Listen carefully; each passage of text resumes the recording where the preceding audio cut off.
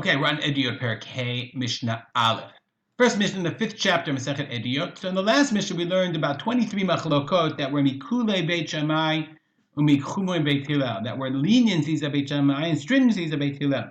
So now we have a series of Mishnayot where a bunch of other Tanaim say, no, that's not more. There are more kule Beit Shammai and chumei Beit Hillel. So we start with Rabbi Yehuda in our Mishnah. Rabbi Yehuda Omer. Rabbi Yehuda says, Shisha dvarim.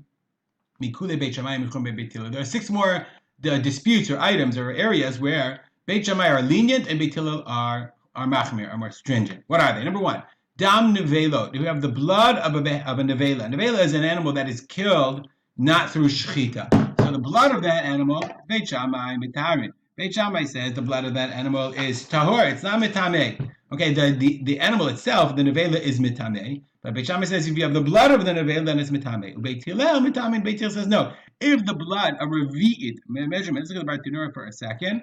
Okay, dam nevela Beit Shammai mitameh the gamre completely because it's not considered a nevela. And the Kahati says that the Beit Hillel says it's mitameh. Why is mitameh? Because he says if it's a revi'it, if you have a revi'it of a quantity of the blood of a nevela, whatever the quantity is, okay, then it could congeal, and then it would be mitameh. So therefore, Beit Hillel says the revi'it of the blood itself is mitameh. That's number 1. Beit Tzata nevela, a bird that's slaughtered, and if it's slaughtered improperly or shot or whatever, it's killed not through shechita. That's a nevela, and you open it up and you find it has eggs in it. So then the eggs, the animal is like right about to lay an egg, so it's got the eggshell and everything. Okay, since it could be sold like that in the market, muteret, it's considered it's whole even though it was in the animal and it was killed. But if it's not yet sellable, then asura, Beit Shammai. Then it's prohibited. That's the position of Beit Shammai. Ubeit Hillel, osrim Beit Hillel asari. If the animal was found inside a nevela, it has the din of the guts of the nevela, and therefore it's asur, you can't eat it. Umodim bebeitat treifa shi asura. But if the animal's not a nevela, but the bird is a treifa. Treifa is an animal that is slaughtered properly. But you've heard like they check the animal, they check it, they check the lungs, or they check the sinews to make sure the animal was healthy and could have survived through the year. It wasn't sickly, it wasn't going to die. But if the animal was found to be a treifa, and they found beitzah, they found an egg inside the treifa. They did their slaughtering properly, but it was a treifa. She asura, that bird is asura. Because the egg is like the mother, like the hen, and therefore it was grown, i.e., in a prohibited animal and an isur animal, so therefore you can't eat the egg either. Next case. This is a little bit complicated. Dam nachrit, v'dam tahara shel mitzorat. Okay, so the halacha is the following. I made an even chart. Okay, if you have a dam ziva yisraeli, so that's tume'ah midoraita. We all know that's tume'ah midoraita. Okay, and it's whether it's bein yavesh or bein lach. Whether the blood is yavesh or lach, and it's not a subject for machlokes between Beit Shammai and Beit Hillel. Everyone agrees about that. Okay, that blood, if a woman stains on something, that stain is mitameh. Okay, whether it's dry now or whether it's lach, whether it's still wet. But rok umei raglayim, okay, let's say of a Yisraeli, that's a Yisraeli, it's a dam ziva. But rok and mei raglayim of a nachrit, but the dam of a nachrit, so that's the subject of a machloket.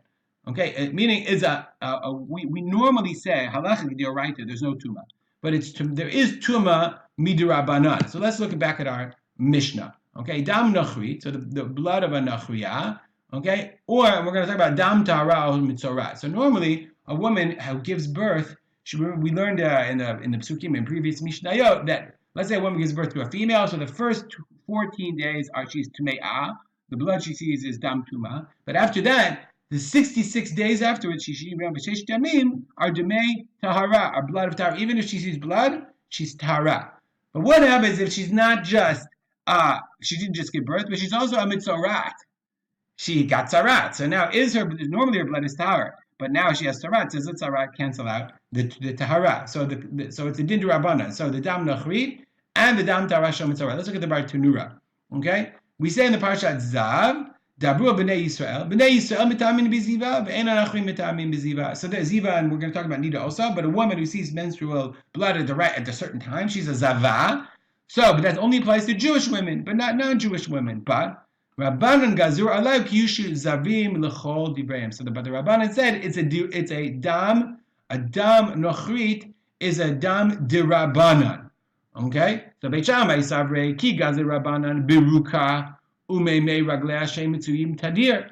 So Beit Shammai says that the gzeira of the Rabbanan is regarding her spit and her urine that are all around all the time. Aval dam ziva she'ein matzui kokach lo gazu Rabbanan. Okay, so but dam ziva is not gozer. Therefore, avdu Rabbanan hekera velo timu dam ziva shenachrid. So the Beit Shammai said it's not tamei. So dam nochrid, Beit Shammai said is tahora. Okay, lo gazu Rabbanan. But where do they go? Rokem Meraglea, okay, there, Gazru Rabbanan, let's say Tuma. The Rabbanan, that's a din Rabbanan only when it's lach below yavesh, only when it's wet and not dry. Okay, that's what Rabbanan. About dam ziva, but not. Why? Lo timu dam ziva shenachri, kidei sheyedu tumat nachri Rabbanan. They wanted people to know that it's Rabbanan. Because the problem is, every stringency has its ramifications. So if they say, "Oh, it's tamei, it's dam," oh no, then if it touches truma or kachim, they're gonna burn them, and you shouldn't burn kachim because of tuma dirabanan. Same is true of dam tarasha mitzarat. Dam tarasha mitzarat. This dam also the Beit Shammai said tahora lo gazu. Let's go back to the Mishnah. Let's go back to the Mishnah. Dam lachrit. Dam tarasha mitzarat. Beit Shammai mitarin. What does Beit Hillel say? Beit Hillel says no. Kiruka ukimei raglea. It's like her rok and her mei raglayim. What is rok and mei raglayim? Okay, lach velo yavesh. That's so. Just like we said, gaz rabbanan tuma lach velo yavesh. So Beit Hillel and Beit Shammai agree on both of those things. Here Beit Hillel says gaz rabbanan tuma lach velo yavesh on the dam nochrit and also dam tarasha mitarat. When it's wet, it's mitame midrabanan. But when it's dry, then it's not mitame, and that's enough of a heker, and that's the stringency of Beit Shammai versus Beit Hillel. Even these are all, they agree on these, but I put them in so you would see the difference between the different kinds of categories. Let's go back to the Mishnah. Next, Ochlin, that's number 3, 4, 5, I think, okay? Ochlin, 4, that's number 5 now. Ochlin peirot shvi'it b'tova b'shalo b'tova k'divrei Beit Shammai. Shvi'it, on Shvi'it, so I got my trees in my orchard, so the halacha is that it's hefker, anybody can come and eat. So the question is, though, of course he can come and eat, but does it have to be b'tova, meaning, does he have to ask me, hey, we're going to go into your trees, or shalo b'tova, meaning he doesn't have to ask me. There's no favors, there's no like niceties at all. B'tova, she'ochel machzik tova lebala perot, that you have at least hakarat hatov, you have some appreciation, or shalo b'tova, eno machzik lo tova, meaning do I have to appreciate that I'm eating in his orchard or not? Mishnah says, Beit Shammai says, ochlin b'tova, v'shalo b'tova. You don't have to appreciate, you don't have to like him, you can hate the guy. It's hefker. Ubeit Hillel omrim ein ochlin ela b'tova. Okay, you're not allowed to eat except b'tova, meaning you have to appreciate. What are you talking about? You have to appreciation. You're still eating in this guy's orchard. Now, really interesting. See, look at this girsa. Ein ochlin ela b'tova. Now look at the Bar Tanura. Beit Hillel omrim ein ochlin b'tova.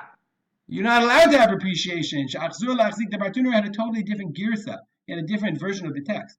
Sha'achzur lachzik tova leba'alim. The Torah said it's hefker. How can you have appreciation? It's not his. Appreciate what? It's God's. So very interesting that there were different versions of this Mishnah. That's Beit Hillel. Last one, hachemet. If you have a flask and you want to know, and it had a hole in it. So now, since it has a hole in it, it's not makabel tuma. So Beit Shammai omrim tzurura omeret. If it's tzurura form, tzurura is a shape or a form. Let's look at tzurura for a second. And I'm makabel tuma. It's not makabel tuma. Elim keni tzurura. Let's look up the word tzurura. Tzurura means a knot. Okay. Okay, means a permanent knot. Tzura, it's bundled. Tzura means it's knotted up. Let's go back to the Mishnah. Okay? And I'm makabel tuma. It's not makabel tuma, meaning if I have a cup and it has a hole in it, it's not a cup anymore. Eli keni tzura, kolomar, meaning it's bound. Kolomar shaitak shura, it was tied up. I mean, you had a hole in it, you tied it up. V'nikmata or, and the leather became connected. What's the word? I can't remember the word. V'nit kashal makom atzor. It became so hard. Meaning, even if you took away the tie, the nut, now it became tied up. To Rav Omed, meaning it has to be like you have to repair the hole. Only then is mikabel tuma. Beit Hillel says even if the hole was still there, but it's tied up. Once it's tied up, it's usable again. even though it's not congealed or connected in such a way so that if you totally repaired the hole, nonetheless, if it's usable once it's tied up, then it's Makabel Tuma. Long Mishnah, a lot of different topics. I'll explain them as well as I can. We'll dedicate our learning to the memory of my father, Harav Simcha ben Yitzchak Kalman. Have a great day.